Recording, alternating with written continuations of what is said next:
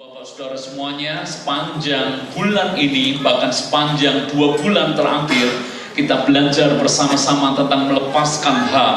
Kita belajar dari Tuhan Yesus yang memikul salib yang mestinya dia tidak harus pikul, dan Yesus melepaskan hak. Saudara-saudara, kita juga sudah belajar dari Abraham yang tidak menahan tetapi dia melepaskan anaknya yang tunggal, anaknya satu-satunya yang dia kasihi, dan dia berani lepaskan itu. Ibu bapak saudara semuanya, kita juga belajar dari Abraham yang mau mengalah. Saudara, semestinya dia memiliki hak untuk mendapat bagian lebih banyak, mendapat bagian yang terbaik. Tetapi Abraham sungguh belajar untuk mengalah. Dan kita kemarin belajar bahwa orang yang mengalah, justru orang seperti itu yang diperhitungkan Tuhan. Orang yang mengalah justru diberkati oleh Tuhan. Dan saudara, pagi hari ini masih dalam seri melepaskan hak. Mari kita akan belajar bersama-sama tentang hal yang saya tahu ini berkaitan erat dengan hidup kita sehari-hari. Saya tahu ini bagian yang cukup sulit untuk kita lakukan, tapi saya berdoa Allah memberikan kemampuan dan kekuatan bagi kita untuk melakukannya. Mari kita baca Alkitab kita sama-sama. Saudara, buka Alkitab saudara di dalam Matius pasal yang ke-18. Firman Tuhan hari ini terambil dari Injil Matius pasal yang ke-18. Saya tunggu Anda bisa menemukan ayat-ayat ini lebih dahulu. Dan kemudian kita akan baca ayat ini. Perhatikan Alkitab Anda masing-masing. Seperti doa saya di awal, mari kita buka hati sama-sama untuk pekerjaan Tuhan pagi hari ini. Amin, saudara. Yang siap untuk diajar oleh Tuhan, yang siap untuk dijamah oleh Tuhan, yang siap melakukan firman Tuhan. Katakan amin. Mari kita baca sama-sama. Kemudian datanglah Petrus dan berkata kepada Yesus. Matius 18 ayat yang ke-21. Kemudian datanglah Petrus dan berkata kepada Yesus, Tuhan, sampai berapa? Maaf saudara. Tuhan, sampai berapa kali aku harus mengampuni saudaraku jika ia berbuat dosa terhadap aku? Sampai 7 kali. Yesus berkata kepadanya, bukan, aku berkata kepadamu, bukan sampai 7 kali, melainkan sampai 70 kali 7 kali. Sebab hal kerajaan sorga seumpama seorang raja yang hendak mengadakan perhitungan dengan hamba-hambanya. Setelah ia mulai mengadakan perhitungan itu, dihadapkanlah kepadanya seorang yang berhutang 10.000 talenta.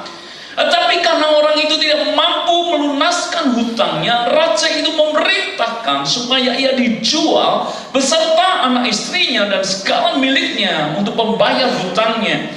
Maka sujudlah hamba itu menyembah dia, katanya, sabarlah dahulu, segala hutangku akan kulunaskan. Lalu tergeraklah hati raja itu oleh belas kasihan akan hamba itu, sehingga ia membebaskan dan menghapuskan hutangnya. Saya ulangi, lalu tergeraklah hati raja itu oleh belas kasihan akan hamba itu, sehingga ia membebaskannya dan menghapuskan hutangnya. Tetapi ketika hamba itu keluar, ia bertemu dengan seorang hamba lain yang berhutang 100 dinar kepadanya. Ia menangkap dan mencekik kawannya itu, katanya, bayar hutangmu. Maka sujudlah kawannya itu dan memohon kepadanya, sabarlah dahulu, hutangku itu akan kulunaskan. Tapi ia menolak dan menyerahkan kawannya itu ke dalam penjara sampai dilunaskannya hutangnya. Melihat itu kawan-kawannya yang lain sangat sedih, lalu menyampaikan segala yang terjadi kepada tuan mereka. Raja itu menyuruh memanggil orang itu dan berkata kepadanya, hai hamba yang jahat, seluruh hutangmu telah kuhapuskan karena engkau memohonkannya kepadaku. Bukankah engkau pun harus mengasihani kawanmu seperti aku telah mengasihani engkau? Bukankah engkau pun harus mengasihani kawanmu seperti aku telah mengasihani engkau? Maka marahlah tuannya itu dan menyerahkan kepada algojo sampai ia melunaskan seluruh hutangnya. maka Bapakku yang di surga akan berbuat demikian juga terhadap kamu apabila kamu masing-masing tidak mengampuni saudaramu dengan segenap hatimu. Saudara-saudara, ini perumpamaan cukup populer. Perumpamaan ini diawali dari muridnya yang bernama Petrus, dan dia datang kepada Yesus gurunya. Dan Petrus bertanya kepada Yesus, "Guru, apakah aku harus 7 kali mengampuni sesamaku?" Saudara-saudara, angka 7 dalam konteks budaya pada waktu itu sebetulnya ini angka pengampunan yang cukup banyak, saudara. Mayoritas bahkan di antara kita itu memberikan pengampunan, konsep dunia bahkan, saudara, itu 3 kali, saudara. Jadi dihitung kalau sudah 3 kali, saudara, seringkali mereka berpikir bahwa cukup. Tapi ini standar yang diberikan Petrus itu cukup tinggi. Tidak hanya 3 kali seperti yang sering kita dengar, tapi Petrus berkata, apakah 7 kali? Tapi yang menarik adalah apa jawaban Yesus. Yesus berkata kepada Petrus, bukan 7 kali Petrus, melainkan 70 kali 7 kali.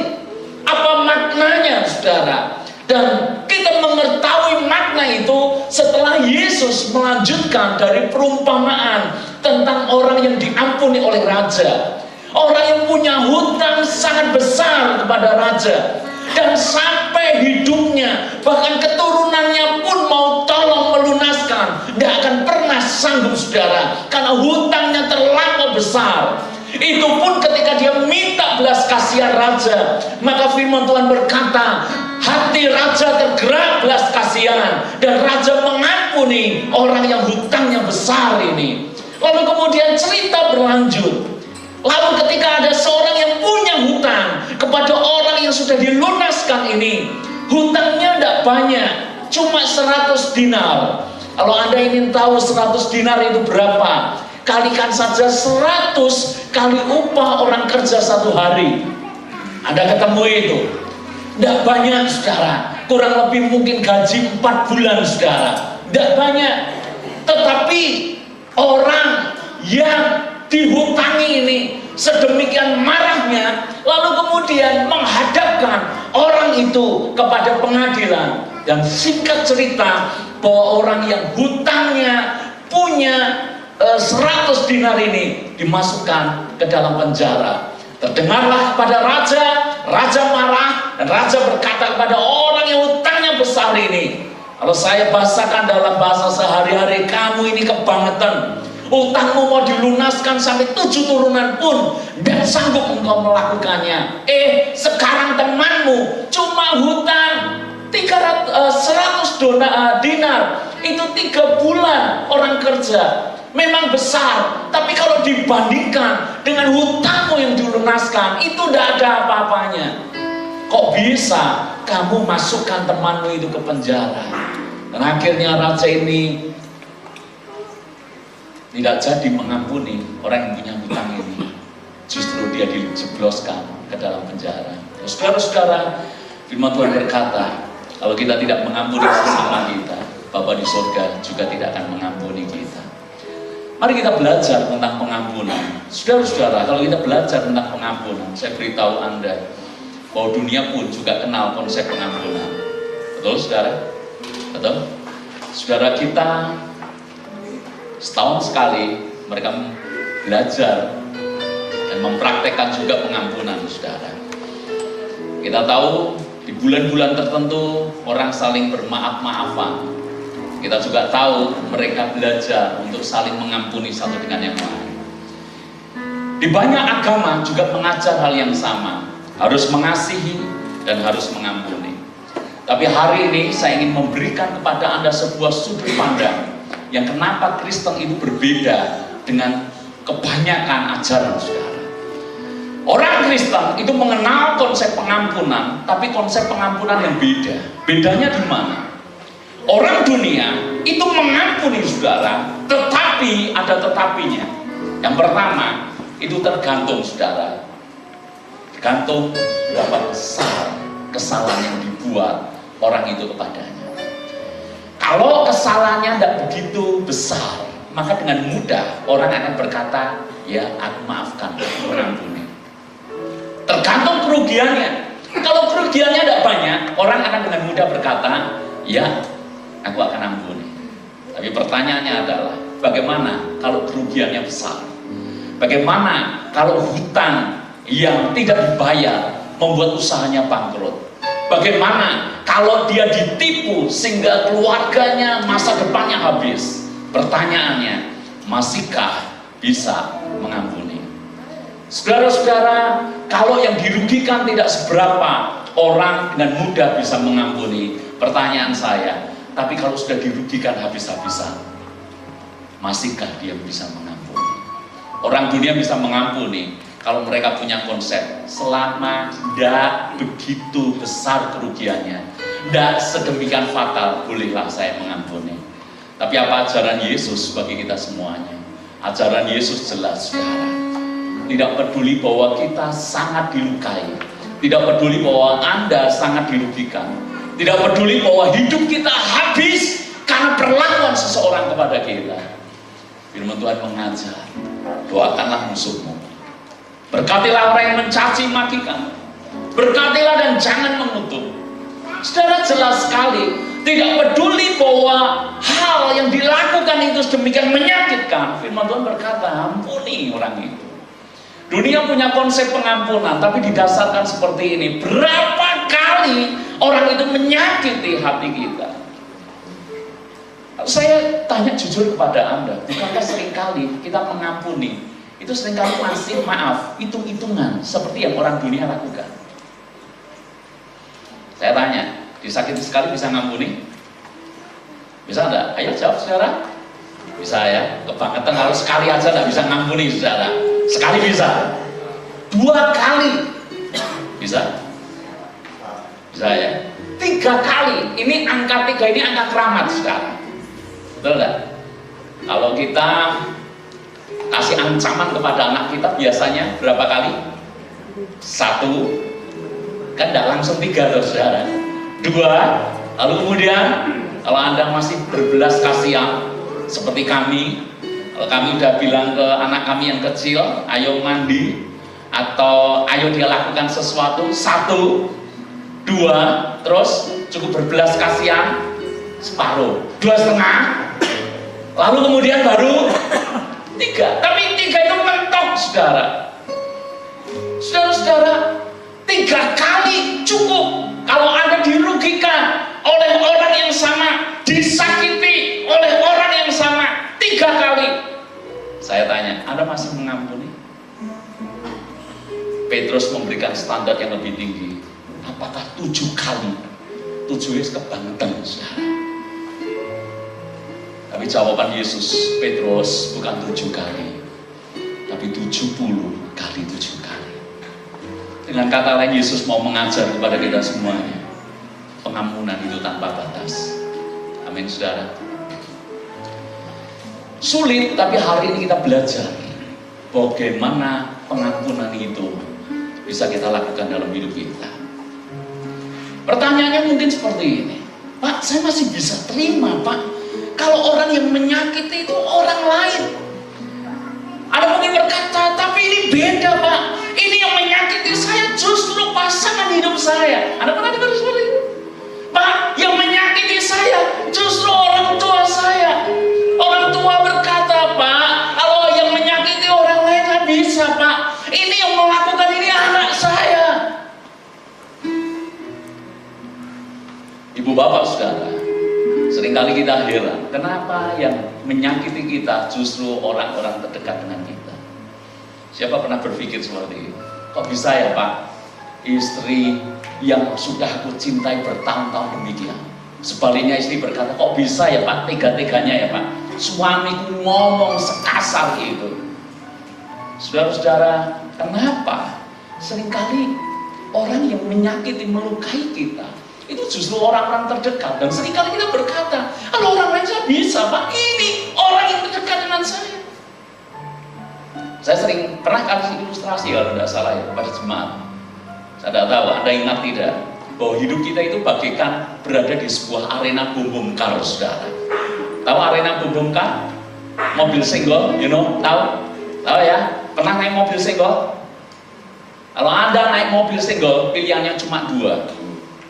Anda menyenggol atau Anda kena senggol. Anda nabrak atau Anda ketabrak.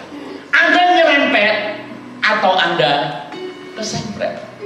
Hampir mustahil Anda berada di sebuah arena mobil senggol tanpa Anda tidak mengalami tersenggol. Hampir mustahil. Betul nggak? Siapa pernah main mobil senggol tapi tidak senggolan? Angkat tangan, saya ingin tahu, saudara. Kalau Anda angkat tangan, saya tanya, ngapain Anda ke arena itu? Pertanyaannya, ngapain antri lama-lama? Saudara, kalau Anda berkata, Pak, kok bisa ya Pak, pasanganku melukai aku? Ya bisa, karena Anda dan pasangan berada di arena yang sama.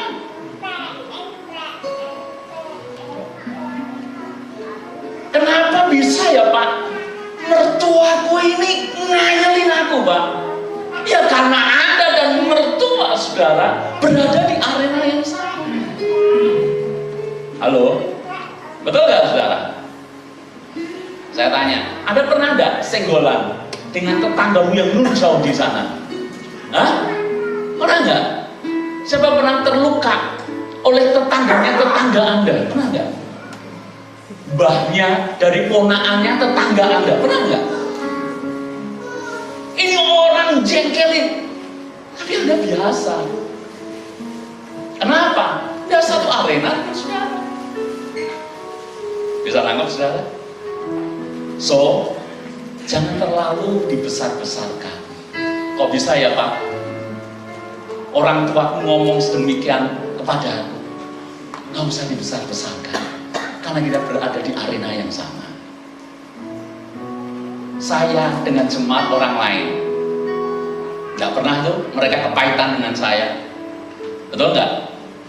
Tapi seandainya di tempat ini, moga-moga jangan, saudara. Tapi seandainya saya bisa melukai Anda, yang bisa katakan amin. Kita siap terluka ini. Bisa nggak? Bisa kan? Anda bisa melukai saya nggak? Bisa. Kenapa demikian? Kita satu arena. Sama Pak Yuas saya. Thank you ya Pak Yuas dan istri yang hari ini main drum, saudara. Anak Brian kemarin hari Kamis, ya Kamis itu udah panas tinggi, Jumatnya masih panas, jadi harus dibawa ke dokter. Sehingga saya pikir harus bijak untuk kami cari pemain drum, saudara. Saya dengan Pak Yuas misalnya, saya tidak tahu Pak Yuas pernah terluka dengan saya? Jujurlah dari hatimu yang paling dalam. Pernah nggak? Enggak lah, aku pernah bayari kamu loh. Mestinya tidak mungkin terluka, saudara. Kenapa ya? Dia tidak pernah terluka dengan saya. Arenanya beda, saudara. Nangkap, saudara? Saya pernah melukai istrimu enggak, Pak Yuas? Bu Yos pernah terluka dengan saya? Pernah kan?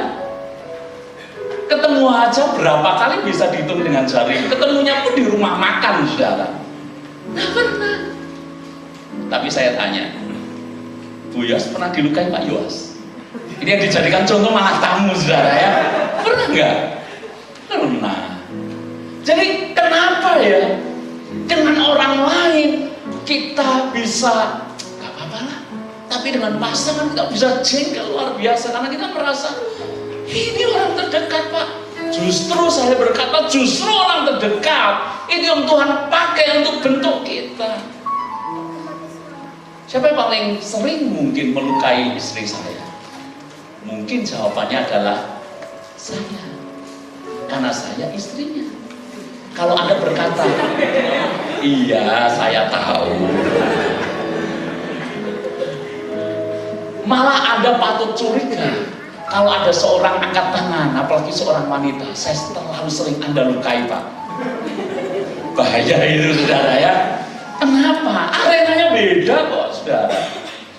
Jadi maksud saya seperti ini, kita itu diizinkan Tuhan bersama-sama. Karena Tuhan ingin bentuk kita. Pengkhotbah berkata seperti ini, kalau kapakmu tumpul, maka engkau perlu banyak tenaga untuk mengerjakan itu. Makanya Tuhan ingin kita tajam. Bagaimana supaya tajam? Firman Tuhan berkata, kalau besi menajamkan besi, manusia menajamkan sesamanya. Karakter Anda tidak akan keluar kalau Tuhan tidak bentuk kita. Dan cara paling efektif yang Tuhan lakukan adalah bagaimana Dia bentuk kita setiap hari. Lewat apa? Lewat orang-orang yang ada di sekeliling kita. Kalau suami, engkau akan dibentuk oleh istrimu. Kalau engkau anak, engkau akan dibentuk oleh orang tuamu. Kalau Anda mertua, Anda akan dibentuk oleh menantumu. Saya percaya bahwa para mertua di sini bahagia karena menantunya baik-baik. Amin. Keras sekali ya. Anda bahagia Ted karena mertuamu. Amin. Tapi kira-kira Teddy merasa bahagia dengan mertuanya? Pertanyaannya gitu kan? Saudara-saudara, kita saling membentuk, kita saling menajamkan. Ayo pandangi istrimu dan katakan, engkau batu gerinda terbaik yang Tuhan kasih buat aku. Nggak enak, saudara. Tapi saya tahu Tuhan izinkan semuanya itu terjadi justru karena Tuhan ingin membentuk kita semuanya. Amin. Saya harus mengatakan kepada saudara pagi hari ini, berbicara soal gereja. Gereja adalah arena yang sama. Sementara kita tiap minggu bertemu, seminggu mungkin kita 2-3 kali ketemu, saudara. Kita akan saling menajamkan satu sama lain. Saya harus berkata kepada saudara, keluar dari hati saya yang paling dalam sebagai gembala buat saudara. Saya jauh dari sempurna. Dan satu kali mungkin, saya berharap tidak, satu kali mungkin saya bisa melukai Anda. Perkataan saya mungkin akan membuat Anda terluka. Mungkin apa yang saya lakukan, mungkin bisa melukai Anda. Saya justru mengatakan hal ini di depan, supaya Anda tahu bahwa bagaimanapun kita akan saling mempertajam, bagaimanapun kita akan saling membentuk satu sama lain. Amin, saudara. Makanya saya berkata kepada Anda pagi hari ini, kalau itu terjadi, buka pintu maaf saudara bagi saya. Amin. Dan kalaupun Anda begitu menjengkelkan bagi saya, ada jemaat yang menjengkelkan di sini, angkat tanganmu. Nggak ada. Dan biasanya jemaat yang menjengkelkan itu jemaat yang paling setia, saudara. Gitu kan? Komplain, kritik, tidak puas. Mestinya gembala seperti ini. Mestinya tidak boleh seperti itu. Sebagai pemimpin mestinya kasih contoh seperti ini. Gereja apa ini? Tapi setianya luar biasa, saudara. Kalau dihitung angka absennya lebih setia dari gembalanya. Karena gembalanya kan kadang-kala pelayanan keluar. Dia tidak pernah di luar, saudara. Kenapa ya? Tuhan tempatkan orang-orang seperti ini. Kita tahu jawabannya. Karena gembala pun perlu dibentuk. Dan siapa yang membentuk? Jemaat. Rekan pelayanan satu sama lain. Halo, bisa enggak saya tanya choir? Choir tadi indah, gerakannya luar biasa. Tapi bisa enggak saling membentuk? Yang satu gerakannya gini, enggak, bosen saya. Masa gini terus? Kayak kurang gerakan, betul enggak? Yang satu usul, enggak bisa. Indahnya ya gini, salib ya gini. Masa ada salib gini? Bisa enggak geger? Halo, saling membentuk. Amin, saudara. Pemain musik, halo, bisa enggak geger pemain musik? Bukan di tempat ini, di sana banyak loh, saudara. Yang satu mintanya dibikin ini, yang lain minta dibikin itu, enggak cocok, bubar. Pernah saya dengar satu cerita, saudara, bahkan di tengah ibadah berlangsung pun ditinggal, saudara. Mungkin yang bingung jemaatnya, apa yang terjadi di atas. Kadang-kadang ini terjadi. Tapi saya berharap hari ini kita punya cara pandang yang benar. Kita bisa melukai satu sama lain. Kita bisa saling bergesekan satu sama lain. Tapi hari ini justru kita buka hati, karena kita mengerti Tuhan izinkan terjadi untuk membentuk kita. Amin saudara. Memunculkan kasih, memunculkan kesabaran, memunculkan kerendahan hati dan seterusnya. Yang kedua seperti ini, mengampuni itu sebetulnya bukan soal bisa atau tidak. Mengampuni itu soal mau atau tidak. Kenapa raja itu marah dengan orang yang hutangnya dibebaskan ketika ada orang lain pinjam kepadanya hanya 100 dinar? Karena raja itu tahu persis, karena kamu mestinya bisa melakukan seperti apa yang telah aku lakukan. Percayalah, Tuhan tidak akan pernah, saudara, menyuruh sesuatu yang dia tahu kita tidak pernah sanggup untuk melakukan. Halo, saya kasih ilustrasi sederhana ya. Siapa di sini ya? Niru-niru Pak Agus, karena Pak Agus itu selalu kasih contoh gitu ya. Kemarin sudah khotbah saudara ya. Siapa ya? Anak kecil siapa di sini? Ya ini aja sebelahnya. Asia siapa namanya? Berani tidak ya? Siapa namanya? Wah, kelihatannya berani nih. Boleh? Yuk, maju ya. Ya, kasih tepuk tangan saudara. Ya, namanya siapa? Fani. Namanya siapa itu? Oh, haleluya, haleluya. Umur kamu berapa? 11 tahun. Oh, udah gede ya. 11 tahun. Tolong sekarang kamu angkat ini ya. Ayo angkat. Saya doakan supaya Tuhan kasih kekuatan kamu ya. Ayo terus. Diangkat. Wah, kuat sekali. Bawa pulang. Udah kuat. Bawa pulang rumah ya. Yuk kita doakan, kita tumpang tangan, kasih kekuatan saudara. Kuat enggak? Enggak kuat. Kalau yang ringan mana ya? Oh ini aja, ini ringan. Ya, ringan enggak ini saudara? Ringan enggak? Tapi yang ini, ayo. Kuat enggak? Enggak. Mewek ya. Kalau ini kuat, coba. Gampang. Kalau yang ini bisa enggak? Enggak kuat. Coba sekarang saudara, saya panggil. Ayo Ted, sini Ted. Nah. Ayo Ted, sini Ted. Lihat posturnya luar biasa saudara. Bekas model? Model ya. Coba angkat Ted. Iyalah. Kuat enggak? Kuat? Mudah? Enggak ada kesulitan? Kamu kuat? Udah. Besok kalau kamu sebesar ini kuat enggak? Kuat. Kalau sekarang enggak kuat ya. Kuat? Gampang ya?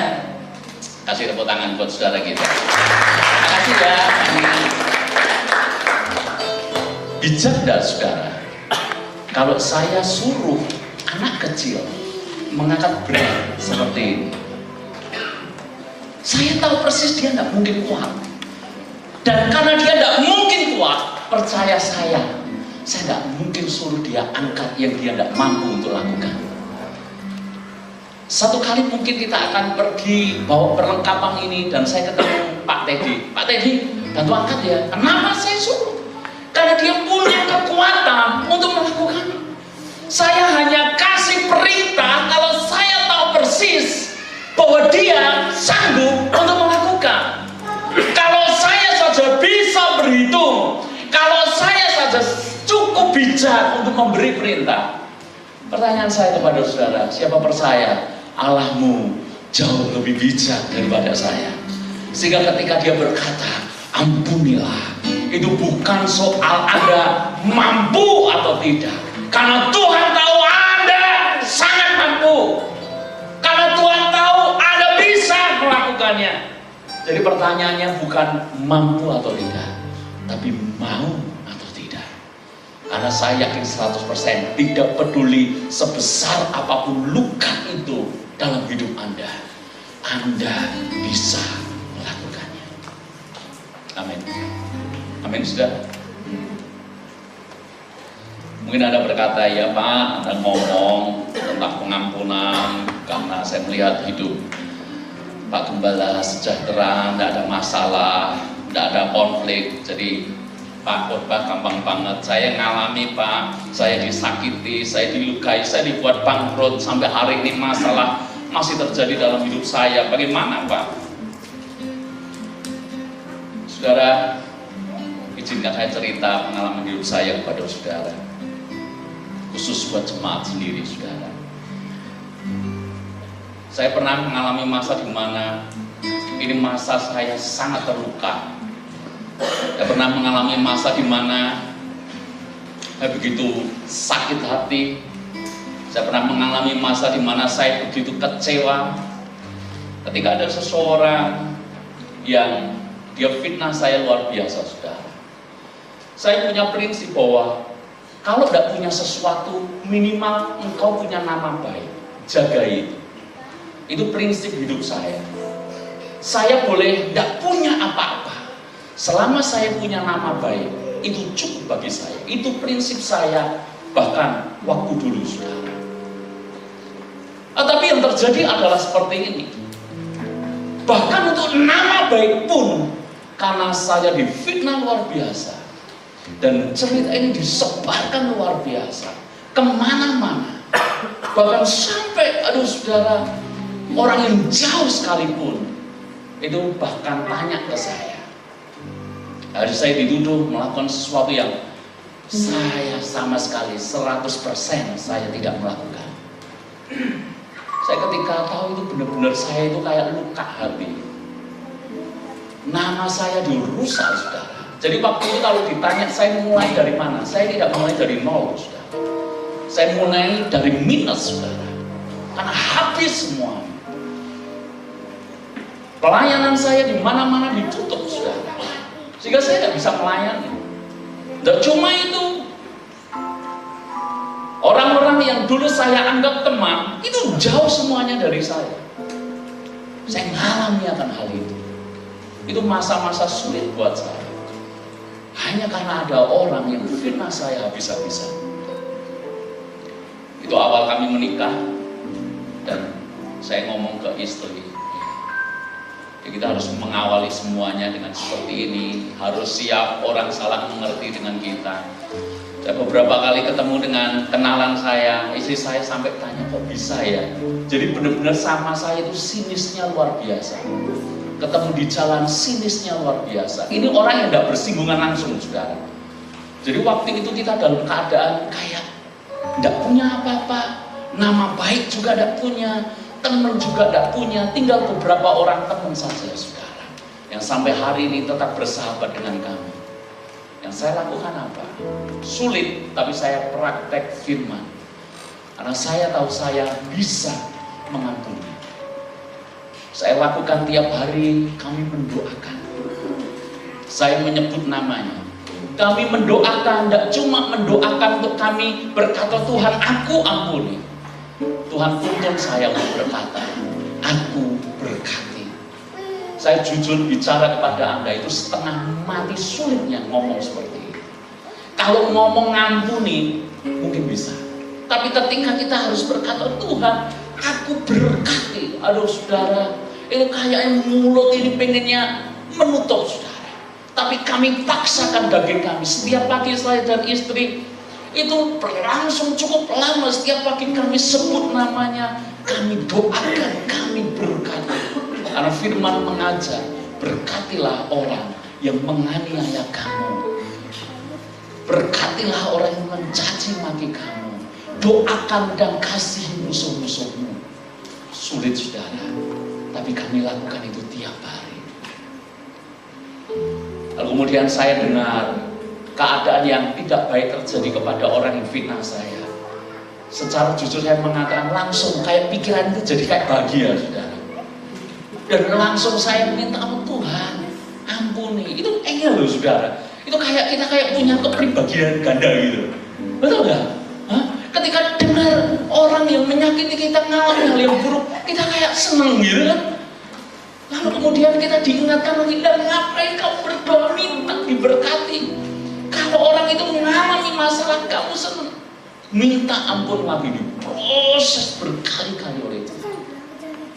Saya berkata kepada Anda, gak usah kita bela diri. Karena waktu itu kalau saya bela pun orang tidak akan percaya, sudah. Kita cuma yakin Tuhan sampai hari ini masih menjadi pembela dan hakim yang adil. Amin. Amin. Meski nama saya awal-awalnya rusak luar biasa. Saya sudah dijabal di beberapa pelayanan di luar kota. Pendetanya telepon, gembala yang mengundang telepon. Maaf ya, saya cancel pelayanan kamu. Aduh saudara, ini beberapa kali sudah. Saya bukan soal diundang khotbahnya, enggak, bukan soal itu. Tapi ini soal kok semuanya seolah-olah sudah ditutup gitu jalan hidup saya. Tapi Tuhan itu luar biasa, saudara.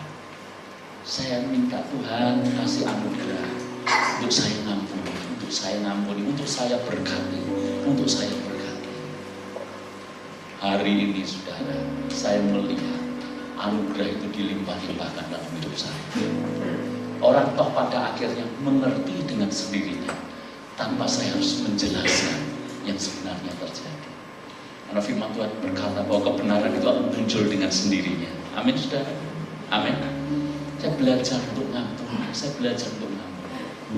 Kalau ada di antara Anda yang hari ini hadir, engkau sedang terluka, entahkah oleh siapapun yang melukai Anda, hari ini belajar lepaskan pengampunan.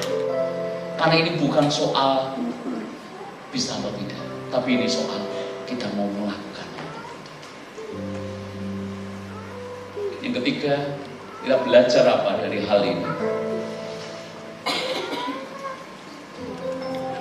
Pengampunan itu adalah hadiah terbaik, bukan untuk orang yang kita ampuni. Pengampunan adalah hadiah terbaik untuk diri kita sendiri. Amin. Bukankah seringkali kita berpikir seperti ini? Enak ya, saya diminta ngampuni, enak banget. Seolah-olah kita berpikir kalau kita mengampuni, maka orang yang menerima pengampunan itu yang enak, saudara. Saya hari ini mengajak Anda berpikir yang sebaliknya. Terutama atau pertama-tama, pengampunan itu adalah hadiah terbaik buat kita, bukan buat orang yang menyakiti hati kita. Amin. Halo? Saya ulangi lagi ya. Kalau ada ngampuni yang untung bukan orang yang Anda ampuni. Kalau ada ngampuni yang paling diuntungkan adalah diri kita sendiri. Ketika kita hidup dalam kepahitan, kebencian, ingin balas dendam, saya tahu itulah waktu di mana hidup kita kacau habis-habisan. Konyolnya lagi, seringkali kita luka hati dengan seseorang, benci dengan seseorang, yang orang itu bahkan tidak sadar kita membenci dia. Betul nggak? Kita kepahitan dengan orang sampai tidak bisa tidur gara-gara orang itu. Sementara orang itu tidak sadar bahwa dia dibenci oleh kita, dan dia pun masih bisa tidur dengan ngoroknya. Saya tanya, yang bodoh mana, saudara? Jengkel. Orang yang dijengkeli juga tidak merasa jengkel, karena tidak merasa, saudara, kita benci dengan dia. Jadi kalau kita mengampuni, sebetulnya yang pertama, itu bukan hadiah untuk orang lain, itu hadiah buat diri kita sendiri. Tidak ada orang yang bisa merasa damai sejahtera ketika hidupnya luka hati. Tidak ada orang yang dia merasa sukacita ketika dia hidup dalam kebencian. Ketika dia dengar orang itu diberkati, orang yang melukai hatinya, sukacitanya langsung hilang, digantikan dengan perasaan ini tidak adil. Kenapa orang itu justru diberkati? Kenapa aku masih mengalami yang seperti ini? Kita tidak merasa damai sejahtera dalam hidup kita. Saudara-saudara, ketika kita lihat orang itu keadaannya lebih baik, kita kemudian jadi marah, kita kemudian jadi kecewa. Lalu kemudian ketika orang itu diberkati lebih, kita jadi iri, saudara. Itu loh, bodohnya orang yang menyimpan kepahitan. Kita iri kepada orang yang gak ngefek apa-apa dalam hidup kita sebetulnya. Betul?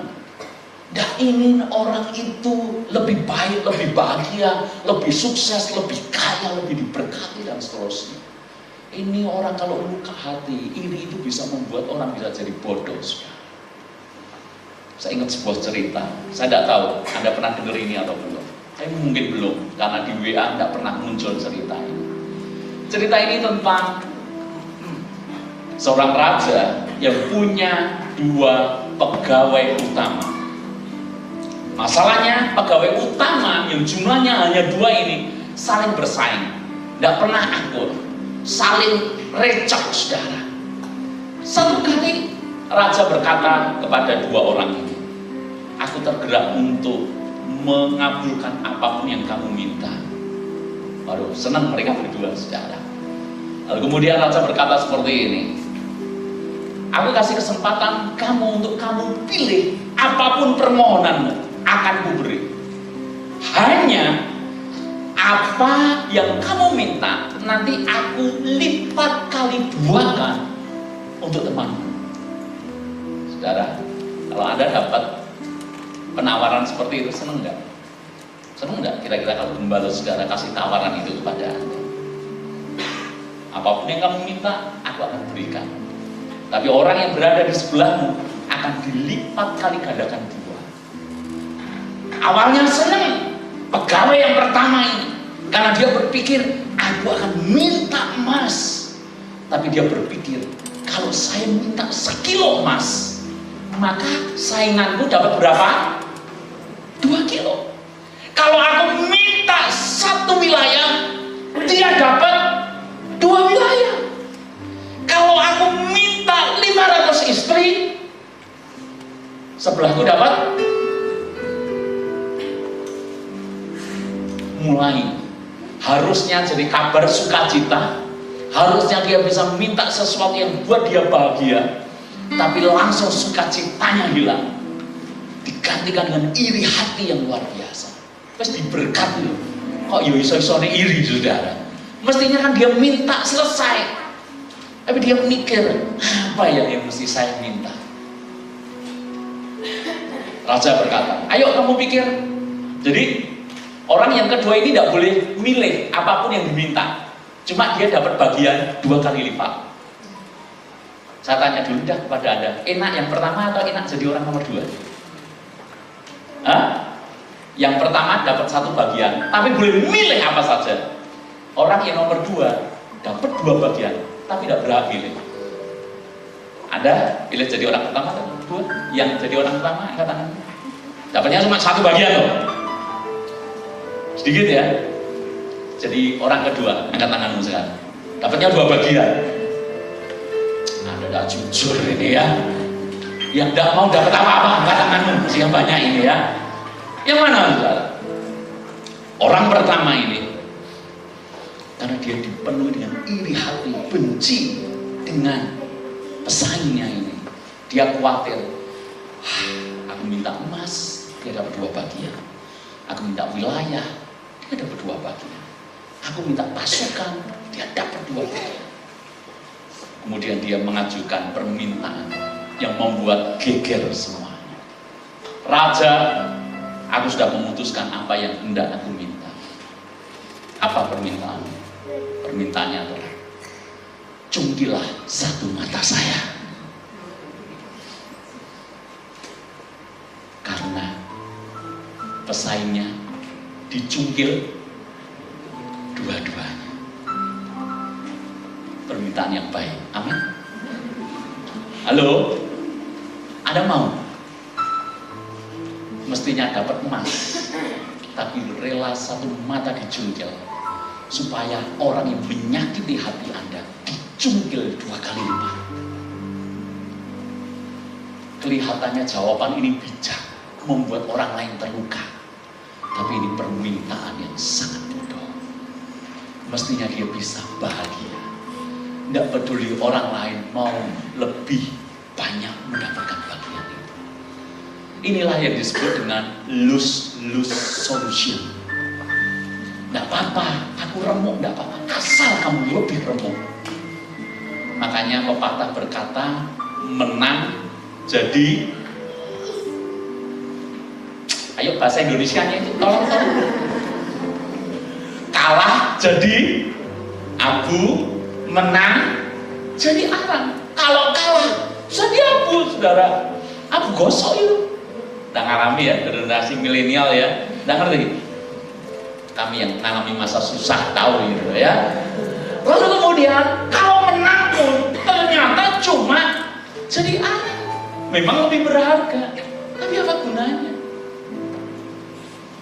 Saudara-saudara, alangkah bodohnya orang yang menyimpan kepahitan dalam hatinya, yang dia harus iri kepada orang lain. Dan saya berkata kepada saudara seperti ini, tahukah Anda, Amsal berkata bahwa air mencerminkan wajah, demikianlah hati manusia mencerminkan manusia itu. Air itu mencerminkan wajah, dan hati itu mencerminkan manusia itu.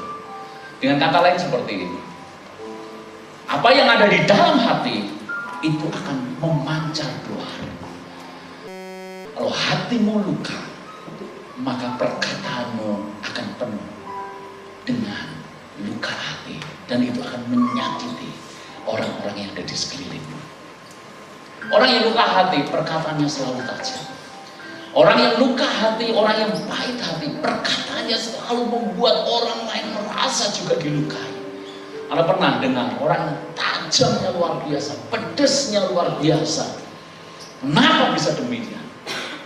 Hatinya luka, saudara. Itu memancar keluar. Kenapa ada orang yang kasar? Kenapa ada orang yang sikapnya tidak menyenangkan, saudara?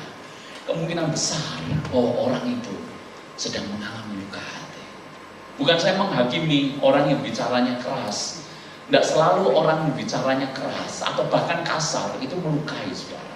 Tetapi ada orang-orang tertentu ngomongnya lembut, saudara, tapi menghujam jantungku, saudara. Nancap dalam sekali. Orang seperti ini kenapa bisa? Karena luka. Makanya saya berkata, jangan sampai Anda keluar dari ruangan ini tanpa engkau disembuhkan. Sebab ketika hatimu tidak sembuh, maka engkau akan melukai di mana-mana. Betul nggak, saudara? Tidak hanya itu, kalau Anda tidak mengampuni, maka tidak akan diberkati dalam kesehatan. Kenapa saya berkata pengampunan itu hadiah terbaik? Sebab ketika kita bebas pengampunan, bebas dari luka hati, dan kita bebas untuk mengampuni, itu ada kaitan yang erat dengan kesehatan, saudara. Kenapa orang seringkali keluar masuk rumah sakit, yang sakit ini belum sembuh, udah sakit berikutnya? Karena Anda tahu bahwa orang yang menyimpan kepahitan itu secara medis sudah dibuktikan antibodinya melemah. Sehingga begitu ada virus, saudara, dia mudah sekali sakit. Tetapi kalau Anda orang yang bebas dari kebencian, maka Anda punya sistem imun yang kuat, sehingga virus apapun datang, Anda tetap sehat. Sebagian, bukan semua ya, sebagian. Menurut penelitian, penyakit kanker sebagian besar itu disebabkan oleh luka hati yang tidak terselesaikan. Siapa yang rugi, saudara? Makanya kalau kita bicara pengampunan, itu hadiah terbaik buat diri kita sendiri. Mau sehat? Amin. Mau sehat semuanya? Mau hidup 1000 tahun lagi? Amin. Mau sehat ya? Firman Tuhan berkata supaya panjang umur dan baik keadaan. Saya berdoa kita panjang umur, baik keadaan kita. Panjang umur, sehat. Panjang umur buat saya bisa touring sama istri kemana-mana. Panjang umur saya mengembalakan Anda dengan baik, dengan sehat. Panjang umur saya bisa kemana-mana menikmati hidup. Kalau kita bebas dari luka hati.